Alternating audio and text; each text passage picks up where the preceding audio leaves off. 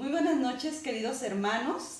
Estamos como todos los días a este horario con un tema muy importante y bueno, en este mes de María queremos compartir con ustedes todos los sábados a este horario un tema muy importante sobre la Virgen María. Yo creo que todos nosotros tenemos un especial afecto a nuestra Madre y sin duda que también quisiéramos conocerla más.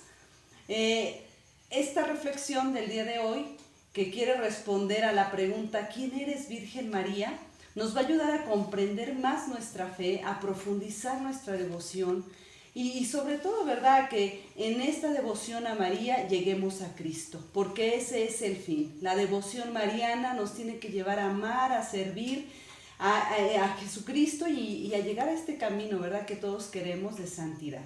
En esta noche está con nosotros la Madre Mariana, que ustedes ya conocerán. Ella es licenciada en Dogma, también es licenciada en Teología Bíblica, y bueno, también nuestra hermana Lorena Vega, que ella es licenciada en Moral, y el día de hoy van a compartir con nosotros este tema.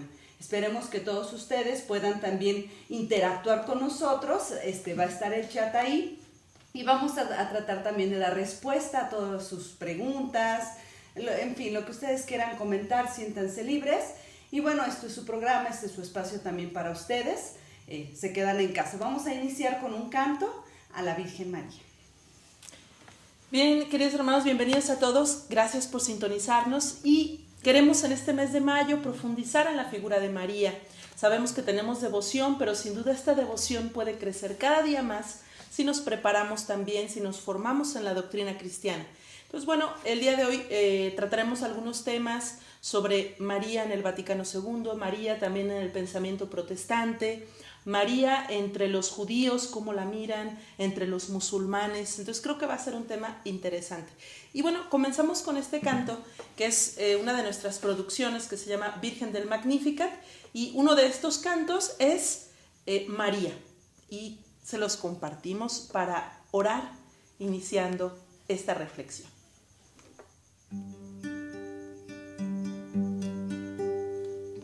En el principio era Dios, eterno e inmortal, y un día miró al mundo en desamor y dolor.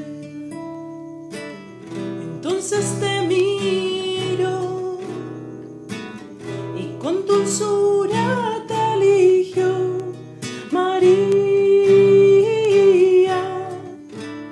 Aceptaste con valor, María, y en tu seno se encarnó el amor.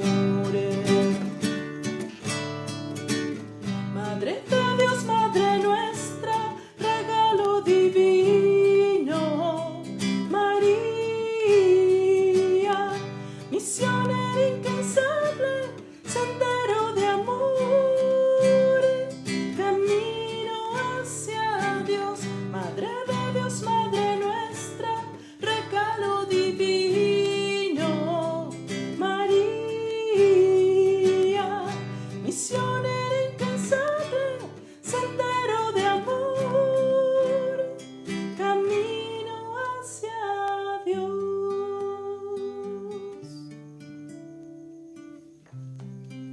Les invitamos a que juntos oremos con un Ave María. Dios te salve María, llena eres de gracia, el Señor es contigo. Bendita eres entre todas las mujeres, y bendito es el fruto de tu vientre, Jesús. Santa María, Madre de Dios, ruega por nosotros pecadores, ahora y en la hora de nuestra muerte. Amén. Nos encomendamos a la protección de la Santísima Virgen María, Madre de Dios y Madre nuestra. En el nombre del Padre, del Hijo y del Espíritu Santo. Amén.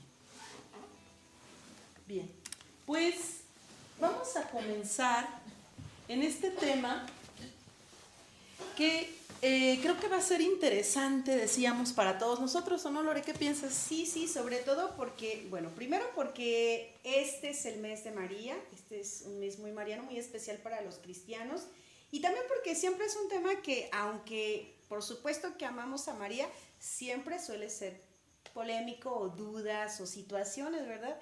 Y por supuesto que entre más conozcamos, nuestra fe va a ser más firme y podamos compartir con otros también nuestra devoción mariana. Sí, y fíjense que decía San Maximiliano Kolbe, ¿verdad? Este gran apóstol de la Virgen María, que no debemos tener miedo a amar demasiado a María, porque dice, nunca amaremos más a María que a Cristo. De alguna manera, quien de verdad ama a María, sin duda, llega hasta Jesús. Claro que sí. Sí, yo creo que una de las cosas que tendremos que pensar, ¿verdad? Y que en el mundo actual, en el tiempo de hoy, ¿cómo es vista María, ¿no? ¿Cómo nosotros como cristianos, como católicos, como miembros de un pueblo mariano, porque la verdad es que somos un país bendecido, ¿no? Sí. Con esta manifestación del acontecimiento de Guadalupe, que ha bendecido nuestro pueblo y que por supuesto ha enriquecido nuestra fe? Que sería el primer punto que tocaríamos? ¿Cómo se ve a María en el mundo actual? Sí, el fenómeno mariano es internacional. O sea, en todos lados podemos nosotros contemplar advocaciones, devociones particulares a María. Pero, ¿cómo podríamos decir, Lore, que es esta devoción? ¿Cuál podría ser los riesgos? Bueno, yo creo, Mariana, que hay, a lo largo de la historia, pueden haber muchas tendencias, pero creo que pueden predominar dos, ¿no? Aquellas personas que ensalzan a María de tal manera, así como si incluso pudieran llegarla a poner en el lugar de Dios o a adorarla, ¿verdad? Y que por supuesto que esto no estaría bien. Y la otra es minimizar a María a tal grado de pensar que ella es como cualquier mujer que bueno, que sí, que llevó en su vientre al Hijo de Dios, pero bueno, que después igual es la misma como cualquier otra. Y yo creo que eso tampoco es sano para nuestra fe. Fíjense que en el tema de la devoción a María hacemos siempre una distinción, ¿verdad? Para Dios, la adoración, es decir, la tría, ¿no? Culto de la tría, de adoración. Sí. Y para María le llamamos hiperdulía, como una veneración muy excelsa, y la de los santos en general, dulía. Y creo que en esta distinción de términos podemos reconocer lo que la Iglesia cree al respecto. Entonces, a Dios la tría, adoración. A María y a los santos, dulía. Pero a María particularmente una devoción más grande, es decir, hiperdulía. Y no la estamos comparando, por supuesto, con Dios. Le estamos dando su justo lugar, más que cualquier ser humano, pero nunca mayor que Dios. Claro que sí, y yo creo que partimos de las Escrituras, ¿verdad? ¿Qué dice la Biblia, las Sagradas Escrituras de María? Ni lo que decimos nosotros, ¿qué dice la Biblia? ¿Qué dice la palabra de Dios de este personaje tan importante en la historia de salvación como lo es María? Sí, y fíjense que, bueno, el día de hoy vamos a tocar algunos temas, digamos, coyunturales, fronterizos, es decir, María en el pensamiento de Vaticano II, en relación con otros cristianos no católicos, pero la próxima semana vamos a tener precisamente el tema de María en las Sagradas Escrituras, porque realmente la figura de María está ahí presente. Y después iremos tratando también los dogmas o las doctrinas principales sobre María, que son 4: la maternidad de María, la virginidad divina de María, la Inmaculada Concepción y también la Asunción. Entonces, bueno, iremos poco a poco, ¿verdad? Mira, Mariana, y ya que estás tocando el tema del Vaticano II, ¿cómo percibe Vaticano II a María? Fíjate, Lore, y queridos amigos, que Vaticano II le dio un lugar a María muy particular. En la Constitución Lumen Gentium, que es la constitución dogmática sobre la Iglesia, dedica todo un capítulo para hablar de la Virgen María como figura o modelo de la Iglesia. El capítulo 8 está dedicado particularmente a la Virgen. Y creo que este tema es importante porque nos facilita el tema del ecumenismo, nos acerca con otros cristianos. Y bueno, lo comentábamos, ¿no? Este tema de cómo el Vaticano II centraliza la figura de Cristo y a partir de ahí María, ¿verdad? Sin duda, yo creo que este es también de los grandes aportes que tendrá el Vaticano II.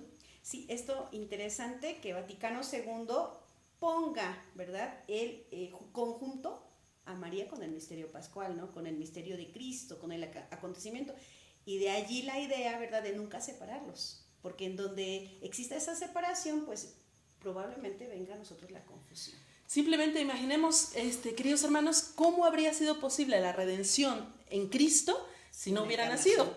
La encarnación es gracias a María.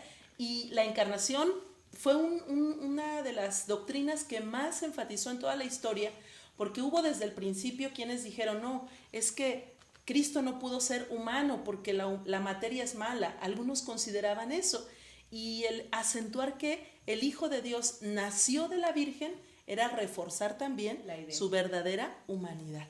Sí, y esto es algo muy interesante porque fue voluntad de Dios, misericordia de Dios, la encarnación también, ¿no? Es una idea en la que el hombre, porque esta situación de pensamiento de traspasar el pecado original, pues va a hacer pensar al cristiano, ¿verdad?, que entonces María también tuvo pecado original, y cómo va a concebir al Hijo de Dios que es puro. Sí, santo. Y lo veremos a más profundidad cuando se ve el tema del dogma de la Inmaculada Concepción, porque los creyentes creemos que María pues nació ella misma sin pecado.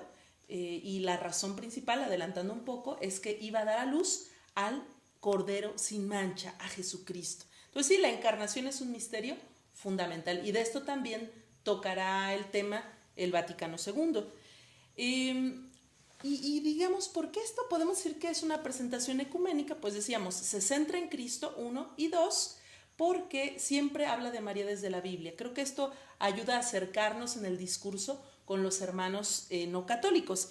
Y bueno, desde ahí vamos a ver algunas perspectivas de encuentro con nuestros hermanos protestantes. Empecemos por ahí. Entonces vamos a ver la relación con los cristianos no católicos. Veremos principalmente tres relaciones o tres grupos. El primero va a ser los protestantes, digamos, clásicos, donde encontramos a Lutero, a Calvino, a Zwinglio.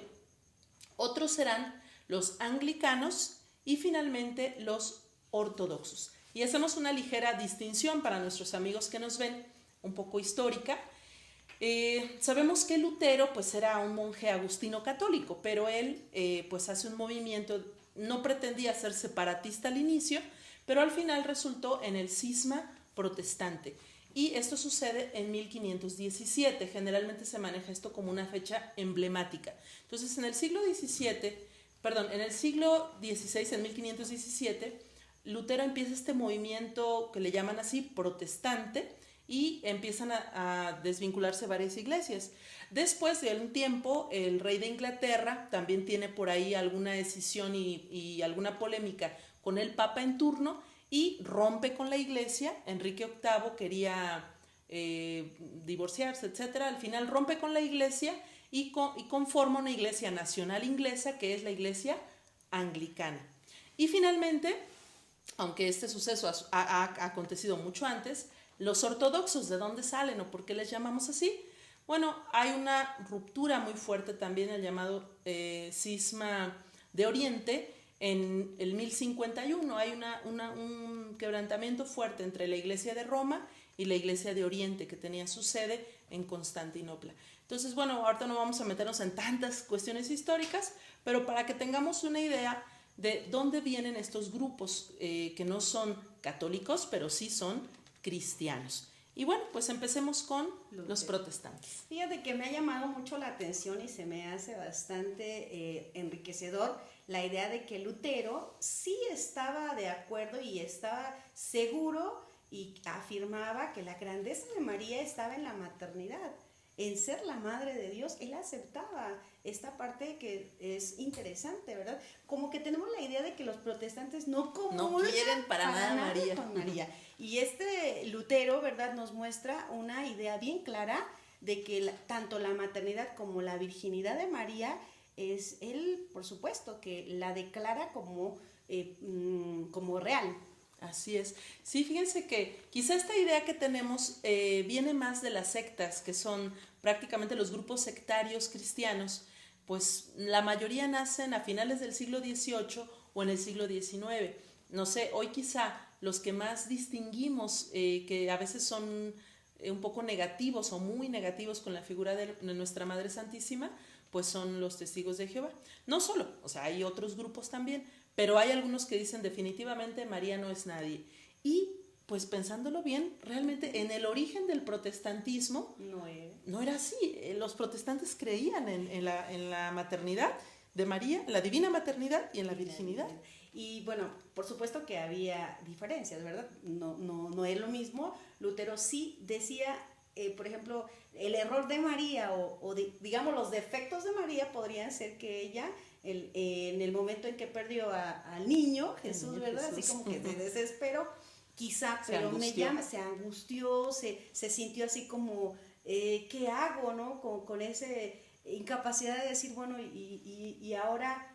¿Cómo resuelve este asunto? Eso es lo que Lutero un poquito, ¿verdad?, va a tratar, y también en las bodas de Caná, el acontecimiento de las bodas de Caná. Como que Lutero marca la idea que como si Jesús rechazase a María porque le dice, ¿qué me dices a mí? Recordemos mujer, ese texto. No es mi momento. Mujer, este no es el momento. Pero después de verdad me llama la atención que él afirme de manera contundente la virginidad y la maternidad de la Virgen María.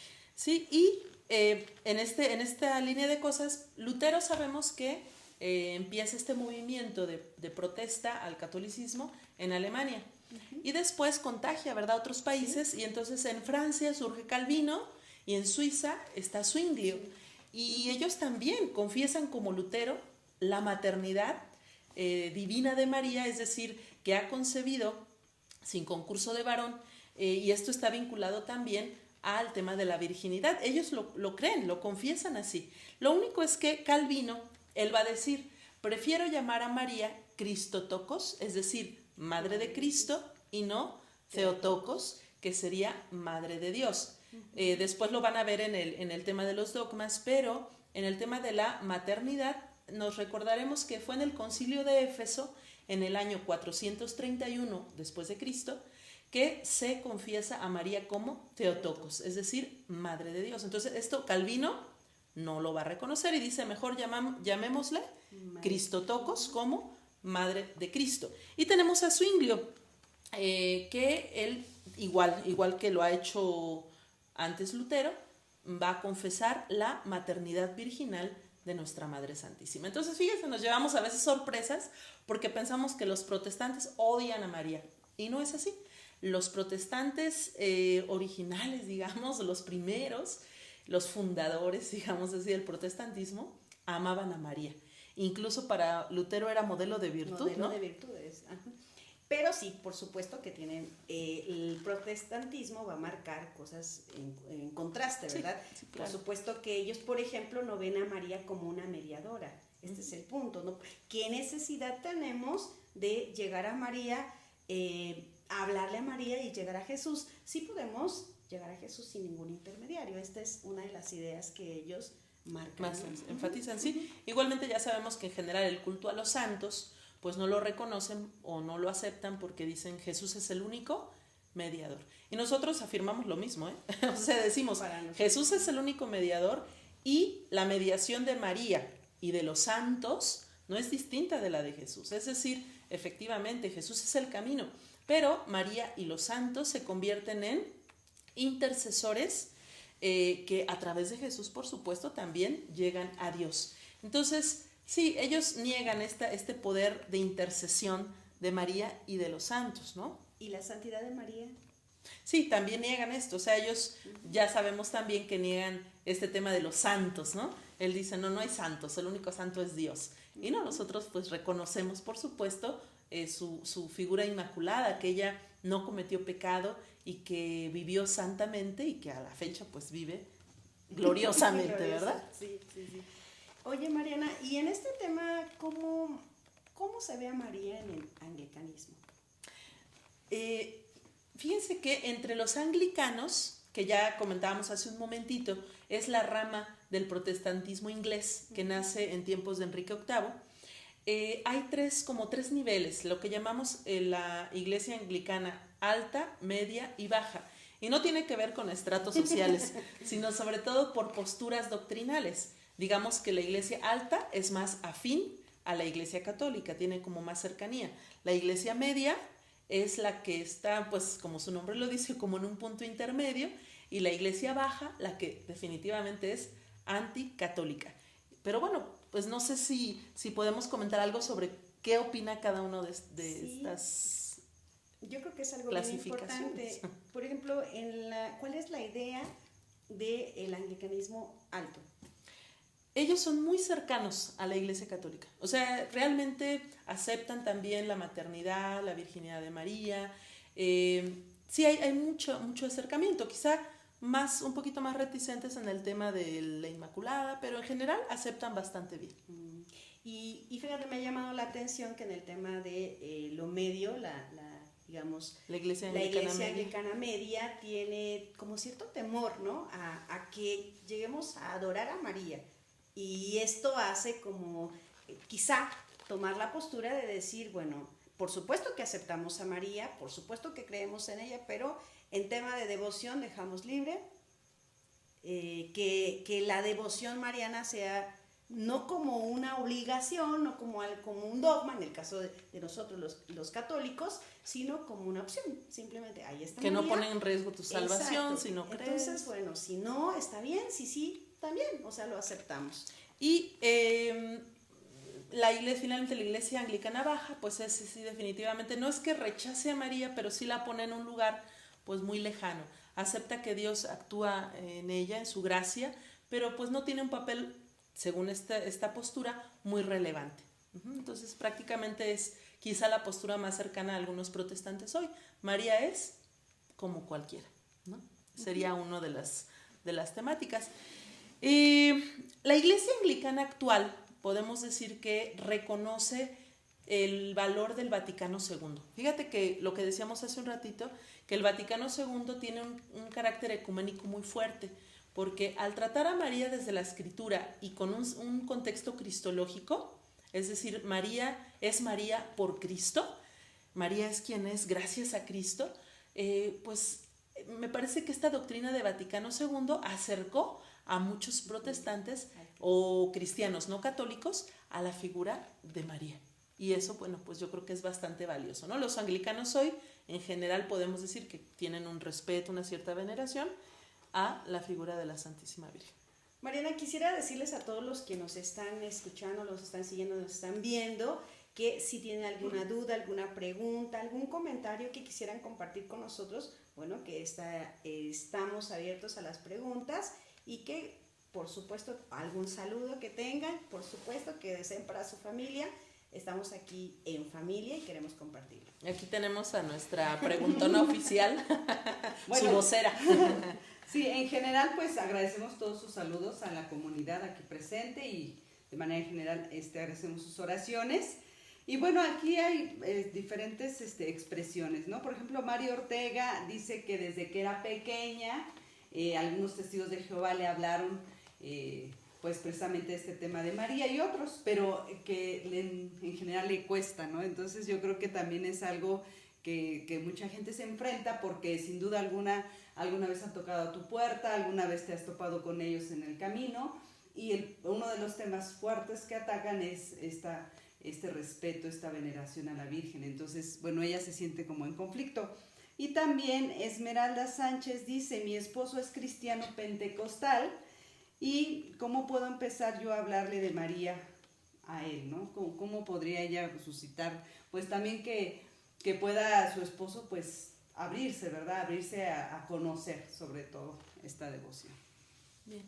Bueno, pues al primer comentario, pues diremos es un poco lógico, ¿verdad? Que a veces hay como cierta reticencia o como que quisiéramos tener más devoción. Pero yo creo que como dice ese dicho, a orar se aprende orando. Es decir, ¿quieres tener más devoción? Pues no dejes de orar. O sea, reza el rosario, pídele a la Virgen Madre, aquí estoy, quiero sentirme tu hija, quiero sentir tu protección. Y aunque al principio lo sientas un poquito ficticio, digamos, o o como que no eres tan sincera, ¿no? Porque a veces uno dice, ay, pero rezo, pero como sin ganas o sin fe. Al inicio es así, pero después si tú lo haces una y otra vez, vas a experimentar el abrazo maternal de la Virgen.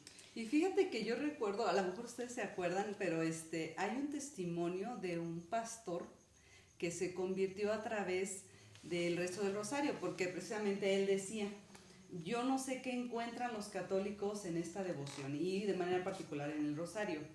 Y él rezaba todos los días el rosario a escondidas de su familia, porque imagínense, era un pastor. Ojalá que se nos venga el dato de quién es para poder ahorita se los investigamos. Pero me llama la atención qué es eso, o sea, ¿cómo puedes tú amar a alguien? O sea, conocerlo, hablarle, o sea, solamente en ese contacto, y yo creo que también eso sería un medio muy importante. Digo, él lo experimentó y él tuvo su conversión porque él mismo lo vivió, ¿no? Entonces, pues sí es un reto, pero yo creo que cuando hay fe, pues también nosotros podemos experimentar estos milagros que hace María a través del rosario. Y yo también creo que es un poquito como en las relaciones humanas también, porque siento que tú no te puedes enamorar de alguien, quizá a primera vista en algo físico, en el aspecto físico, pero yo creo que para amar a una persona tienes que conocerla. Y yo la recomendación que le doy es conócela, lee sobre ella, sobre sus virtudes, porque cuando uno se pone a reflexionar desde la Biblia, por ejemplo, lo que fue capaz de hacer María, uno dice, sí, o sea, realmente es una mujer maravillosa, muy dócil, cosa que a lo mejor a mí me falta. No sé, como esa capacidad reflexiva y que nos va a ayudar a nosotros a decir sí, o sea, a valorar el sí de María, por ejemplo, las virtudes de María, lo que María fue capaz de colaborar a pesar de su juventud, a pesar de su inexperiencia, si quieres, por la edad que tenía, pero siempre abierta a los planes de Dios. Entonces, cuando uno la conoce más a través de algún libro, ¿verdad? Las Glorias de María, algunos libros marianos que nos van a ayudar a acrecentar nuestra devoción mariana, o algunos ejemplos de María, de gente que ha tenido esa confianza y ha sido devota de María y su vida ha cambiado, y creo que eso te puede ayudar mucho. Testimonios. Ajá, testimonios de Sí. gente que ha cambiado, ¿verdad? Y bueno, la segunda pregunta que nos hacían de cómo pues ayudar a que una persona no católica ame a María o se acerque a ella, creo que la invitación es a que no te pierdas el siguiente sábado, porque vamos a hablar de María en las Sagradas Escrituras, y de verdad creo que el punto de contacto con nuestros hermanos no católicos es la Biblia. Eso es un punto de contacto fundamental, y cuando veas que la Biblia habla de María y tiene muy, muy bonitas expresiones hacia ella, creo que podrás, pues sin obligar, ¿verdad? Simplemente contagiar a tu esposo de esta fe, y partiendo de la Biblia, que tú misma lo has de saber, es algo muy importante para nuestros hermanos cristianos no católicos. Y yo también creo, ¿verdad?, que algo que puede ayudar es que tú misma consagres a tu esposo a la Virgen María. Conságralo, o sea, dile, madre, o sea, a lo mejor te lo entrego. Yo no sé cómo, pero te lo entrego, te lo consagro, es tuyo, y que seas tú la que te manifiestes en este acontecimiento, esta experiencia de fe a mi esposo, porque eso también puede ayudar. Uh-huh. También aquí hay otra pregunta. Tenemos a Alma Juárez que dice, ¿quiénes eran los padres de María? Bueno, según la tradición cristiana católica, bueno, la tradición en general, los papás de María son Joaquín y Ana, son los papás de María. Los nombres de los papás de María vienen en uno de los libros apócrifos, pero esto no, ojo, ya eso es un tema un poquito aparte, pero los apócrifos no son libros malos o del demonio, simplemente son libros que no fueron considerados canónicos, pero tienen datos también interesantes para la vida cristiana, y en uno de estos libros están señalados los nombres de la Virgen. Para nosotros lo que tiene más fuerza en este tema es que la tradición desde el principio, es decir, los creyentes cristianos que convivieron con ellos, así los reconocieron, como Joaquín y Ana. Bueno, por lo pronto hay muchos saludos. Benita Morales, María Vargas, José Guadalupe Acosta, Angélica Ventura, gracias por compartir. Maribel Sánchez, son unas excelentes servidoras, orgullosas de pertenecer a esta gran familia. Bendiciones, hermanas, dice Juan Hilanda. Neidy Lagos, gracias, hermanas, por la explicación. Elena Ruiz, hermosa, las madres formadoras, Dios las bendiga. Esmeralda Sánchez, claro, ya contesta, ¿verdad?, lo que le compartieron las hermanas. Muchísimas gracias, estaré puntual el próximo sábado, ¿ok? Y todos también inviten a otros. Juan Jesús Mendoza, madres, buenas noches. Con el amor que tienen a nuestra madre, nos ayudan a tener el mismo amor a ella. Saludos de Chicoloapan. Bueno, también estamos aquí en Chicoloapan. Vecinos. Luis Nequis, algo que caracteriza a los servidores de la palabra es el rezo diario del Santo Rosario. Y bueno, es también, ¿verdad?, un regalo para todos los saludos, cristianos. Nequis. Saludos. Ese pase. Doris Momi, gracias, muchas bendiciones. René Espinosa, también le mandamos saludos. Y pues todos, ¿verdad?, los que nos están siguiendo, continuemos aquí. Muy bien. Bueno, pues ahora vamos a continuar con otro de los grupos. Decíamos, vamos a ver un poco en los protestantes, y que ya un poco nos acercamos a estas figuras importantes, Lutero, Calvino, Zwinglio.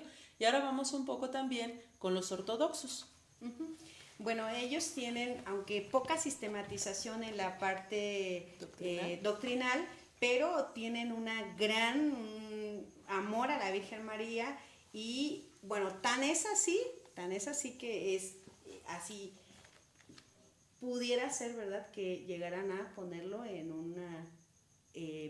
al mismo nivel que Dios. Y quizá en ese tema, pues sí, pero de que ellos tienen presente a María, tienen presente el acontecimiento mariano como algo muy especial, por supuesto que sí. Sí, como en todos los grupos cristianos, creyentes, católicos y no católicos, siempre está ese riesgo, ¿no?, de poner a María por sobre Cristo mismo.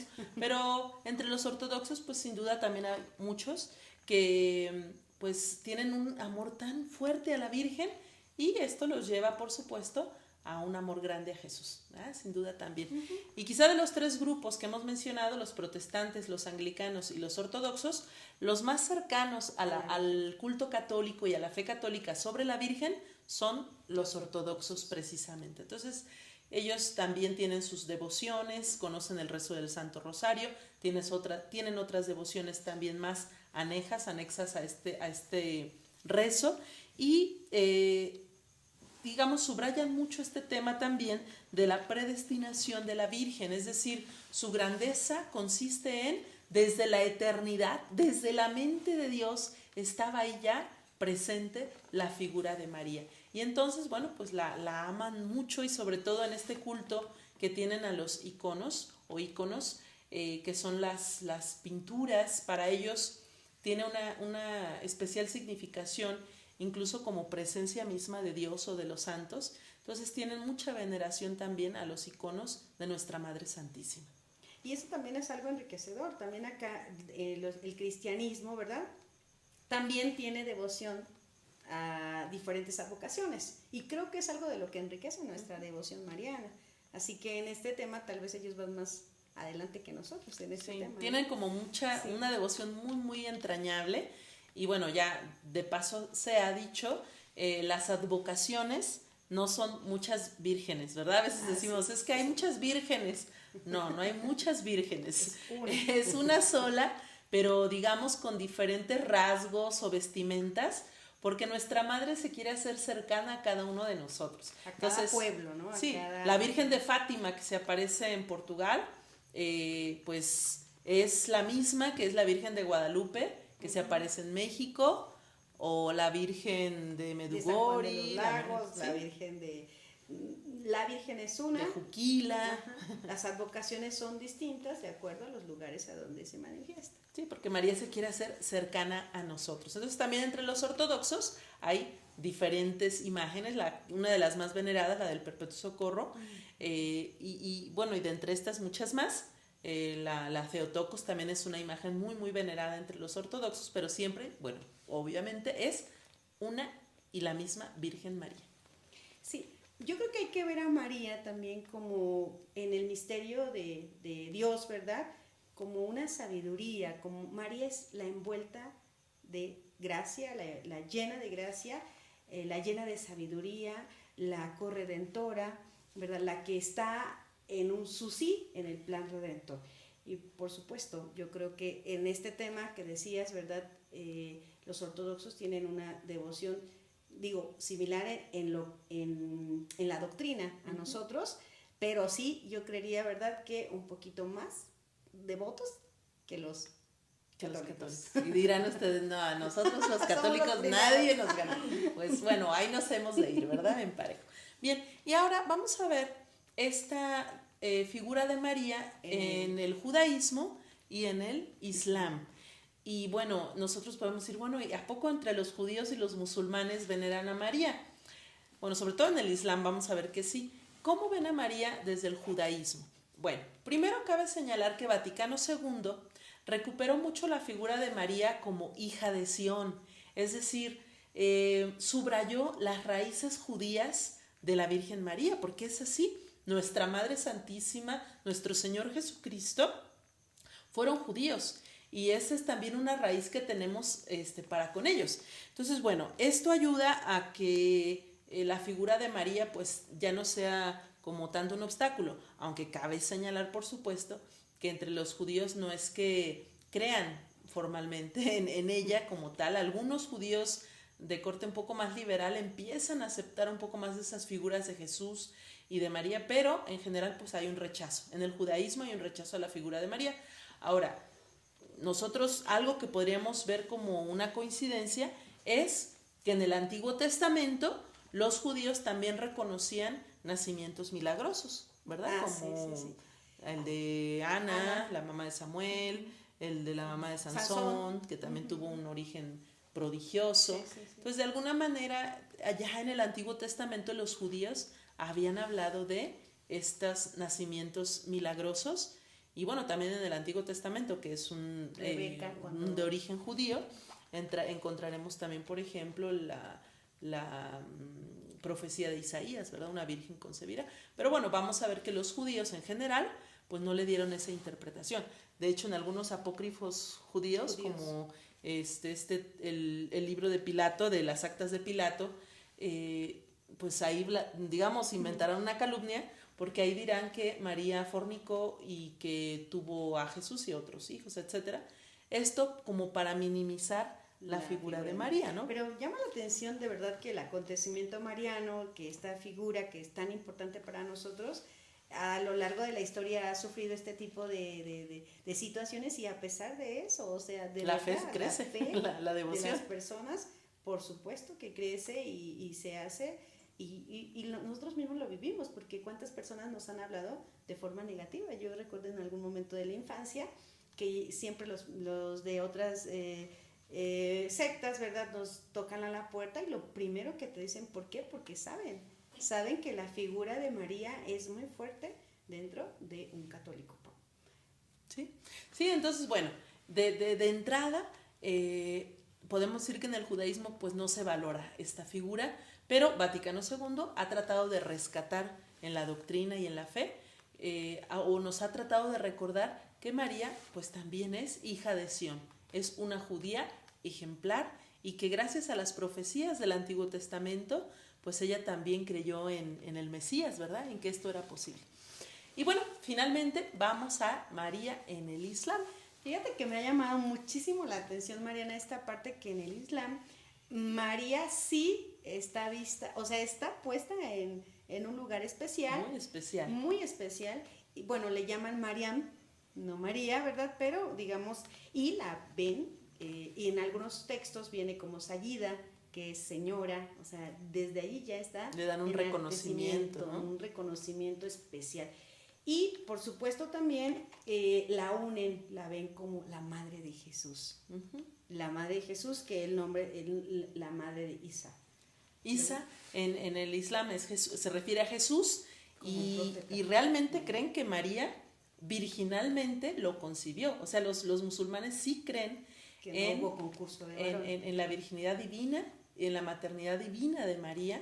Y bueno, esto ya es mucho decir, y así la venera, ¿no?, de una manera muy especial. Y esto es algo bien interesante también para nosotros, porque compartimos con ellos la devoción la intercesión de María, o sea, y esto a mí se me hace muy bonito de parte del catolicismo, porque, y bueno, por supuesto de las demás religiones, porque nos ayuda a entender que tenemos cosas en común, que no tenemos por qué ni discutir, ni tener como a las otras vernos como enemigos, como vernos como en contra. Así es. Y bueno, en el Islam, María es un gran modelo, ¿no? Sí, es un modelo de sumisión, María. Ya sabemos que en el Islam, de hecho, muslim, de donde viene la palabra musulmán, significa sumiso. Esto en un sentido profundamente espiritual, o sea, bueno, también tienen prácticas, ¿verdad? Que no vamos a aceptar o a canonizar porque pueden no ser correctas. Pero este dato de la sumisión se refiere a estar totalmente bajo el amparo de Dios. Y creo que eso también es valioso. O sea, como los pobres de Yahvé. Como los pobres de Yahvé, digamos, sí, ¿no? Sería como la categoría abandonados totalmente. Y también me llama la atención que Mahoma siempre a lo largo de su vida se manifestó como un devoto de María, fiel a María. Entonces, bueno, ahí ¿y cómo notamos esto? ¿Cómo sabemos esto? Que Mahoma fue un gran devoto de María, porque en el Corán, que es el libro sagrado de los musulmanes, aparece este nombre de Mariam o Mariam 34 ocasiones. 34 ocasiones, o sea, realmente son muchas citaciones que hace de la Santísima Virgen, y 24 de estas citaciones las hace en relación con Jesús. Entonces, sí, también tienen un fuerte vínculo en su escrito sagrado entre Jesús, que es el Mesías, uno de los grandes profetas, y su madre, la Virgen. Pues sí, ya lo siguiente va a ser para la semana próxima. El próximo sábado vamos a trabajar la idea de María en las Sagradas Escrituras. Iremos de a poco en poco, ¿verdad? Para que no se empache. Sí, sobre todo bueno, Alma, nuevamente, pues sí, lo vamos a dejar para otro tema, porque esto es algo muy, pues sí, profundo, ¿verdad? Interesante, y que sí es importante que se dé una explicación más amplia, pero cómo muere María, pues también va a ser un tema que lo vamos a ver más desmenuzado y que ustedes van a poder comprender mejor. Y por otro lado también nada más decía Lucy Reyes que si existían varios tipos de ortodoxos y cuáles son los que reconocen a la Virgen. Entre los ortodoxos, digamos, los ortodoxos son como una sola gran denominación, pero a diferencia de los católicos, los ortodoxos no tienen un papa. Digamos, ellos en su concepción de iglesia tienen patriarcados. Los patriarcados serían, digamos así, lo equivalente a nuestras diócesis. Entonces, nuestras diócesis donde hay un obispo que depende de Roma. Para ellos, los patriarcados, estas iglesias patriarcales, están dirigidas por el patriarca, y ese patriarca es, digámoslo así, como un papa en su patriarcado, no depende de nadie más. Entonces, los ortodoxos se conciben como en comunión, pero cada patriarcado donde hay un patriarca responsable es autónomo. Entonces, no se hablan de muchos tipos de ortodoxos, más bien de iglesias, de patriarcados distintos, pero ellos se conciben como una sola comunidad, como iglesia de iglesias. Entonces, bueno, ese es su modo de entenderse. Ahora, entre los anglicanos, sí, como decíamos, hay 3 grupos, incluso podemos hablar hasta de más facciones, y qué diremos incluso de los protestantes, que ahí sí hay pues muchos, ya hay muchas diversificaciones. Si al principio estaban los luteranos, los calvinistas, pues ya ahora a partir de esas ramas, pues hay muchísimas más. ¿Por qué? Porque no conciben una autoridad única, en el caso nuestro el Papa. Para ellos no hay un Papa, entonces pues cada persona que tiene una revelación de Dios puede hacer incluso su propia iglesia. Entonces, bueno, pues, pero sí, en el tema de los ortodoxos, pues más bien podemos decir que cada patriarcado se considera como autónomo, pero en comunión con las demás iglesias ortodoxas. Y bueno, también Lupita pregunta cómo se dice apócrifos, proféticos, pero me imagino que es apócrifos, ¿no? Los libros apócrifos de los que ustedes se refirieron ahorita. ¿Cómo se dice? Ajá, ¿cómo es se el nombre dice? correcto? El nombre correcto, porque ella explicaba, bueno, ella preguntaba si era aproféticos. No, generalmente el nombre que solemos darle, bueno, como dentro de la Iglesia Católica, la manera en que se les conoce son apócrifos, que decíamos, qué es lo que significa apócrifo? Que no es canónico. ¿Cuáles son los libros canónicos? Los 73 que tenemos en nuestras Biblias, 46 del Antiguo Testamento y 27 del Nuevo Testamento. Entonces, estos 73 libros de la Biblia son canónicos. Hay otros escritos de los primeros siglos que circulaban, pero no fueron aceptados en el canon. A eso se les denomina apócrifos. Y si nos hacemos una ligera pregunta, ¿por qué no los aceptaron? Pues no es que estos libros tuvieran cosas malas en sí mismas, sino que no reflejaban suficientemente la fe de la Iglesia. Entonces, pues estos libros, imagínense, canon significa regla. Los libros canónicos eran la norma de vida de los católicos, de los creyentes cristianos de los primeros siglos, y esos apócrifos como que no acabaron de convencerlos del todo y pues quedaron fuera del canon. Y también que tenían como la aceptación de la comunidad, ese es uno de los rasgos también, y la comunidad los aceptaba con facilidad, porque también era gente que vivía en esos tiempos. Y que los libros canónicos. Los canónicos. Así es. Y sí, pues bueno, agradecemos sus saludos, siempre sus buenos deseos para la comunidad y esperamos que el próximo sábado todos ustedes puedan seguir el programa, independientemente pues también tenemos diferentes programaciones todos los días, la meditación, el resto de las laudes, la mañana, el rosario, la hora santa también, y pues ustedes verán, somos una comunidad que gracias a Dios estamos unidos desde diferentes partes por medio de este medio de comunicación y pues queremos ofrecerles a ustedes este alimento espiritual y bueno, en especial que este mes es de gran relevancia para nosotros, que es momento de enamorarnos más de María, de amarla más y sobre todo de imitarla, ¿verdad? Porque como también la Virgen de Guadalupe y la Virgen en la Biblia nos dice, ¿verdad? Hagan lo que mi hijo les diga, ¿no? Eso es lo que hay que hacer, ¿verdad? Pero bueno, a través de todos estos programas queremos pues siempre compartir nuestra fe, compartir la doctrina, compartir el conocimiento bíblico y los esperamos a todos, ojalá que también puedan invitar a más personas y pues si en la semana o ahorita o después les surgen más preguntas, claro, pues anótenlas y el próximo sábado, primero Dios, estaremos también respondiendo a ellas. Sí, nada más como decir, la pregunta que nos hacían sobre el tema de la muerte de la Virgen, cómo murió, eso se ve o se verá cuando se ve el tema de la Asunción de María. Entonces, por ahí en uno de estos sábados vamos a tratar ese tema con más profundidad. Bueno, pues ya no.